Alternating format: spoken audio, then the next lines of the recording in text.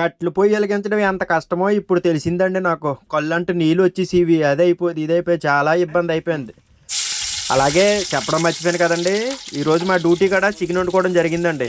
ఓరిని పాసికాల ఎప్పుడు డ్యూటీ కాడ చికెన్ వండుకుంటాం అంటారని అంటారండి. అవునండి, చికెనే వండుకుంటున్నామండి. మీ ఓనర్ గారు చాలా మంచోరు కాబట్టి నీకు సరిపోతుందిరా. లేకపోతే నువ్వు డ్యూటీ చేయడానికి వెళ్తున్నావా, చికెన్ వండుకోవడానికి వెళ్తున్నావా? ఎప్పుడు చూసినా చికెన్ వండుకున్నావు, మటన్ వండుకున్నావు, చేపలు వండుకున్నాను అంటాను. డ్యూటీ గీటీ గట్ట ఏం లేదని తిడుతున్నారు కదా మీరు. అలాగేం కాదండి. డ్యూటీ పని డ్యూటీదే, మా వంట పని మా వంటదండి. మేము ఒకరోజు డ్యూటీ చెయ్యాలి. డ్యూటీ చెయ్యాలన్నప్పుడు ఏం చేస్తామంటే ఒక పూటకి మాత్రమే ఇంటికాడి నుంచి క్యారేజ్ తెచ్చుకుంటాం. అదే నైట్కి మాత్రం ఏదో వంట చేసుకోవడమో టిఫిన్ చేసుకోవడమో చేస్తాం. ఇంకోటి మా ఫ్రెండ్స్ వీళ్ళతో పాటు మేము వండుకుంటాం.